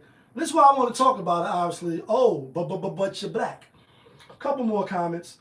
That could not have happened in my presence. That man would have eaten the chair. I would have made him part of the chair or the floor. Completely unacceptable. Anyone asking what she did to deserve that shit should be ashamed of themselves. So again, as she slapped the nigga with some shit, spit on him, kicked him in the dick, hit him behind the head, or did some foul shit, she shouldn't get no repercussions because she a woman? I'm just asking. Okay. 2 more comments. Not a single person stood up to defend her. Wow. I don't care what she did. Fuck context. APT. I don't know what that means. APT. What APT mean? Abbreviation APT. What that mean? Last comment. Protect black women. Not one stood for her. Poor lady. Okay, so this is why I brought this story up. Black woman got the fire smacked out of her, right? And she wasn't attacking him for the video that we could see. Looked like he was telling her to get out. She went to the kiosk. Looked like she was about to put an order in, maybe kind of, sort of. Then he kindly turned her around and smacked flames out of her. And you told Harpo to beat me? And all's my life I has to fight, nigga. Like, you know what I mean? And I'm being funny, but I'm not. One, I do think that certain things, no, you're gonna get your ass whipped. I don't give a fuck if you're a woman or not. And I know my ears, oh, you're a black man, you a coward, you be hitting on women. No, I don't be hitting on women. I protect women. I tell women not to argue with men. Don't be going back and forth with men. Carry mace, carry a knife, carry a weapon, carry something, you know what I mean, to get them up off you if one of these niggas act unruly and act out of line. That's my stance. However, equal rights. Equal rights. If you spit on me, yeah, I could refrain myself and hold it down, be masculine. Like, yeah, she spit on me. It's cool. You know what I mean? It's cool. I ain't going to sweat that. Better get the fuck out of here. You can smack me in my face. I'm a man. Yeah, I can accept that. Smack me in my face. You kick me. You put your hands on me. I can accept that. And I'm being funny, but what I'm saying is, as a man, you are expected to hold frame, to be disciplined, to be self-restraint, to have, you know, discipline, to be able to just take it and walk away. As they say, you're in the house arguing with your girl, walk away. Cops come, who they tell to walk away? They tell a man to walk away. Even if it's your house, they'll still tell you, the stronger man, the stronger human being, yo, take a walk, come back after everything cool down. Let her cool down first. Even if she hits you and all that. So I get it. You're not supposed to hit women, right? But when they spit on you, when they pull out some shit or go and wipe themselves, if they deranged or they acting unruly, kick you, do some real foul shit to you, you could walk away, but you don't have to. You don't have to. When you put your hands on me, keep your hands to yourself. You disrespect me? Cool. You verbally said something, or you bitch ass nigga, you a clown. That's why I sucked your friend dick. That's why I fucked you, let them run and train on me. That's why the baby ain't yours. Yeah, you could talk your shit. Once you put your hands on me, I could still show discipline. I could still be self-restraint. And I also could smack the shit out you. Smack the dog shit out you. If I want. Know what I mean? It's up to the guy. Ty Boogie, what's the word? That's why I said it's up to each individual man to have discipline, self-restraint, etc. But let's just say, she ain't do none of that. Say she was a bum, you know, she's a regular, always coming down there begging in the store, doing shit she don't supposed to do. The way he just turned her around, slapped flames out of her, I absolutely believe he did it because she's a woman. I don't know about because she a black woman. He look a little, like I said, Middle Eastern or somewhere around there. And we know how they view women. Like, you know, whether right or wrong, you don't talk back to the men over there. You don't raise your voice. We see a lot of, you know, videos on the internet where them kicking women and beating them down or putting the beats on them, showing them their place, so to speak. Like, yo, you over here. You're not in America. Lower your fucking voice. You don't talk to no men over here like that. You don't raise your voice, you get the shit beat out of you. I'm not saying that's right. What I'm saying is over there, they do it a little different. So maybe that's the mindset, not making it right. He all the way out of line. I wish somebody would have stepped up like, yo, bro, fuck is you doing? Kick her out the store for you to just slap her like that. You know, you was out of line. And this is what the last thing I want to speak about this particular topic. For black men, all these black men standing out here, you let this nigga hit me in the face with a brick. Right. When is the time that you should do something for somebody that's not your family? Somebody that's not your loved one, somebody that, you know, you don't even know. When should you put it all on the line like, dun, dun, dun, dun. Like, when should you risk yourself because your wife is home, your girlfriend at work, your sister at work, your mom's at work, and, you know, this ain't the days of, you know, the Black Liberation Army, the Black Panther Party, the Nation of Islam, and, you know, that type of discipline, toughness around the community, whereas, you know, it's brothers that don't stand for certain things. It's women that respect men, whether they knew them or not. You smile, you lower your voice when you're talking to a man, etc. You respect the position of a man. God didn't make us different. He gave you your, you know, what's the word I'm looking for? Attributes. He gave us our attributes, and we complement each other. And a lot of times you ain't see really a lot of women going off disrespecting niggas, men, you know what I mean? Maybe because they had the suit on, they wasn't drugged out, they stood for religion or whatever it may have been. They was on some fight the power shit, so it was a little more respect. And these days and time, it's a little less of that. So even with taking away all the shit that's online and we don't need black men and we want equal rights and, you know, the Queen of Soul talking about, well, it doesn't mention black women at an Ice Cube saying, yo, we all black. We not separate. When I say black people, that includes you. Because a lot of the delusion of some women is like, oh, it's all just for black men. It's not including us. Huh? What? We all black. We all together. So if men benefit, women benefit. If women benefit, men benefit. But that's really not the case when you see Fifth and Saks giving $100 million just to women. There ain't no black niggas benefiting off of that. DEI, you know, you see a lot of not brothers benefiting off that. Side note.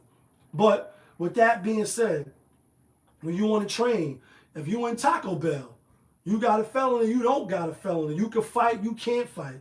You see him do that. Do you risk yourself, get involved, put your hands on him? Yo, what the fuck is you doing? Smack him, risk catching the case, catching the felony over some random chick you don't know? When do you do it? When you see a chick arguing with her man or somebody in the street, niggas smack the shit out of her like back in the days of pimp niggas beating the shit out of their property or they hoes. Do you jump in like that's his hoes? Do you jump in and tell him how to run his hoes? Obviously, she in the whole business. She got a pimp. Do you tell you an average Joe guy just going to work? You see, you know Johnny Dangerfield beating the shit out of one of his hoes. Do you say, oh, that's a black queen? What you doing putting your hard bottoms on her face and beating her face in when she's selling pussy on the strip? Do you jump out the window and risk getting back to your wife, your girlfriend, your kids? When is it appropriate? I guess that would be for each individual to decide when they want to jump in and black power, say it loud, I'm black and I'm proud, when to do it, when not to do it. Because we also see videos where, you know, good Samaritans, if you will, jump in with a woman and her man fighting, and then the girl and the man end up fighting the guy that's minding their business. Or they tell you, mind your fucking business, talking to my man. And you're like, oh shit, I thought you needed help. I'm telling him, yo, he shouldn't be talking to you like that. He shouldn't be putting his hands on you like that. And they end up telling you, mind your business, or nigga pull out a burner like, yo, get the fuck out of here. If I smack flames out of you. And you like, oh, now your pride is on the line. Your manhood is on the line. You risking yourself. Because anytime you step out your house, make no mistake about it, fellas. Women is for women too, but we know it's more for men. Every time you step out of your house, fellas, it's a strong possibility that you can meet violence. Not the gun violence. I'm being funny when I wave this prop Deadpool gun. Anytime you on a train, the bus, you at work, you in Taco Bell, anytime, you around other men and other people, you could get into some shit and not make it back home. That's a fact. That's a fact. More so than women. So when do you run and you try to save them? This lady here, if she homeless, you hear a lot of the women saying, yo, I don't give a fuck what she did. But should we? Should we care? I think that matters as a man. If I'm putting myself on the line, yeah, we shouldn't just go around putting our hands on people. What if she's spitting that nigga face? He shouldn't smack the shit out of her. She don't deserve to get smacked up. I think so. You spit in my face, I'm gonna smack the shit out you. You smack me in my face, you kick me, you put your feet on me, you throw some dirt on me, you throw some feces on me, you do some disrespectful wild shit to me. As a man, yeah, I know I could beat you. As a woman, could I hold my tongue and hold my frame? Yeah, I could. But I don't feel like doing that. You spit in my face, I'm gonna smack the shit out you. Punch you in your face. Tell you to go get your man, go get your brother, go get your father. Learn how to give respect, and then you get respect. Men just can't be jumping out the window from rando people who don't give a fuck about you, because we see often too many times niggas come to the rescue, and then you end up pow pow dead, and it's like, oh, that nigga lost his life over who, over what? And now your family mourning like, yeah, the news clip goes spinning like, yo, he was a good Samaritan, he was a good guy, he tried to protect that lady, and you dead. That shit ain't gonna do nothing for your family, for your son that needs you to raise him to be from a boy to a man. So you got to pick and choose.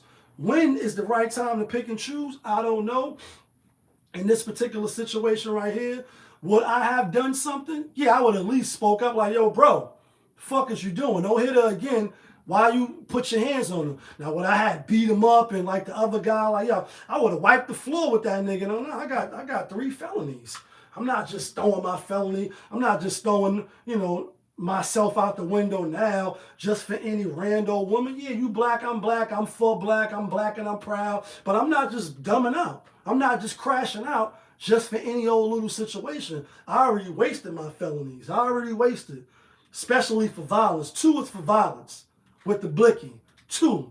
So any other violence, assault, me blacking out, catching a flashback, beating the shit out some nigga over some bum stealing or spitting on a nigga or whatever the case is. Now I'm locked up. My family got a post bail. I'm on the motherfucking, collect call. Will you accept this collect call from Leon Rolak?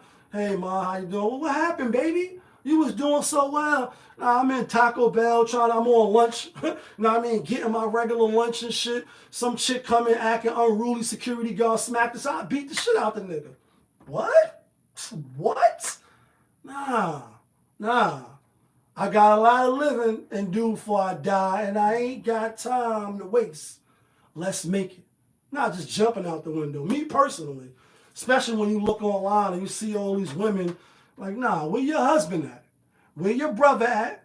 Where your cousins and them, that's the king of the bloods and the king of the yetas? Where the fuck is they at? Because you need to call them. They are the ones that protect you. Not just random, don't get me wrong, again, in the good, and the religion that I follow, it says, if you see it wrong, then you should correct it with your hand. If you can't do it with your hand, you should speak out against it. If you can't speak out against it, then you should hate it in your heart, and that's the weakest of faith. So we're supposed to stop wrongs and rights, but you do have to use discernment. You do got to pick and choose when do you do it. Otherwise, you might be up in the wrong and the stick, and then is people going to bail you out? You're going to get a GoFundMe? They're going to look out for you? Or you're going to be locked up with dirty white boys and Ricans eating the motherfucking cheese sandwich in Central Bookings? Because they're not going to care that you came to the defense of some black lady that got smacked. If you happen to beat the shit out the security guard, beat him bad in a rage, or you catch him 1-2 good time, nigga fall, hit his head, go into a coma. You're going to jail for assault. They're not gonna say, yo, he jumped to her defense and he smacked her, and then he boop boop hit him with the 2-piece. He fell, and now he in a coma. They're not gonna hear none of that. Oh, you got a record of robbery and drugs and carrying. Oh, yo, we got one. We got one. He was Superman, and now you go to super jail. Nah. So we got to use our minds when it comes to that. Last thing of the night, folks, and then we out of here. Obviously, it's no NBA, it's no football. The Eagles won the Super Bowl last year, but if you were OG on the show, you know I decorate my background every different show. I put shit different and all that. And yesterday, we went to see Captain America, you know what I mean? Anthony Mackie, Brave New World with the Red Hulk, you know what I mean? And here's my review. You can click off now if you don't want to hear about Marvel and you don't want to hear about the movie. But y'all see I got Marvel everything. Tony Stark, Iron Man, Deadpool. This is what we like to do. Big kid, I don't want to grow up Toys R Us kid. And obviously in the Marvel pecking order, this is not up there, you know what I mean, with the best of the movies. And it's not the lowest of the lowest. What I will say, since the movie came out, I've been seeing a lot of reviews, and I'm going to give my review. As far as the Captain America franchise, it's not the best of the Captain Americas. I'll put it, if Captain America 1 is at the bottom, just based off, you know, the whole origin story, wasn't a lot of action, they showing him get his shit. Captain America 2, Winter Soldier, that's the best to me. Some got Civil War, but that's more like an Avengers movie because of all of the other people that was in the movie. So if you ask me, out of the 3 movies, now this is 4, I'll say Winter Soldier, Civil War, Brave New World, then I'll add the origin story. So Anthony Mackie, obviously, not too much spoiler alerts. I thought on a scale of 1 to 10, gonna give it a good 6.5. Could have been a little more action with the said Hulk. He's in the movie, in the trailers, you're gonna see them using him as the promotion. And this is obviously Ross, you know, who was Sokovia Accords. He wanted to get the Incredible Hulk from the first, you know, Incredible Hulk movie. He's the president now, etc.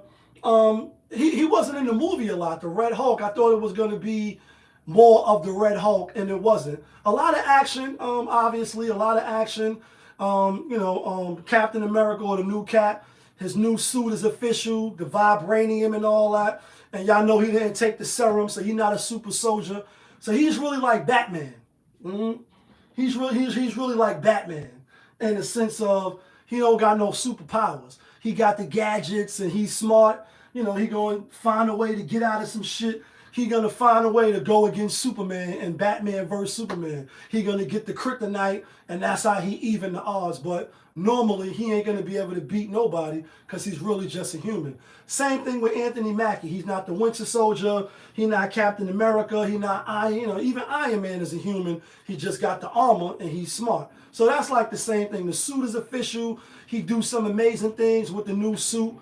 He do go one-on-one with the Hulk. He doesn't really win. And he find a way to, you know, I won't spoil it in that way. He find a way to get up out of it. It is an end credit scene at the end of the movie. Talk about, you know, Doomsday and Avengers Secret Wars, if you hip to all this. So I give the movie a 6.5. A lot of people saying it's not a great movie.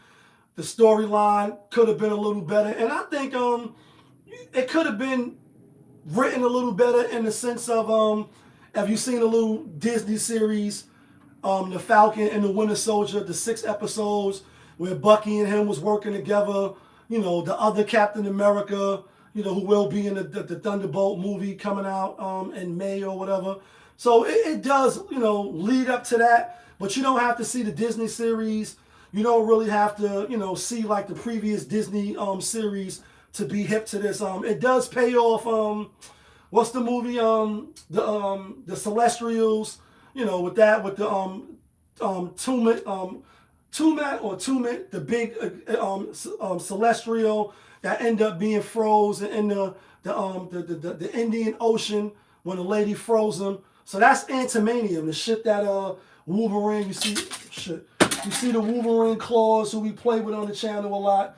You know, Wolverine claws is made out of antimanium. I told you we marveled out here. We got everything, you know, Marvel, etc. So that's what the Celestial was made out of. And everybody is pretty much bidding to see who's going to get, you know, first dibs on the antimanium. And America, obviously, like, this is America. We like, no, America's got to be number one. We going to get to that antimanium. And then the Chinese and the other people, the Arabs, etc., they all want a piece. And, you know, in the Incredible Hulk 1, the guy that's trying to help Bruce Banner, he is mentioned, he's not in the movie. The guy that's helping Bruce Banner, if you're familiar in the movie with, you know, the Abomination, when he got the serum and he wanted to be like the Hulk, and, you know, he ended up turning into the Abomination. You know, in that scene, the doctor that was helping him, you see the blood was dripping on his head and his head started, you know, pulsing.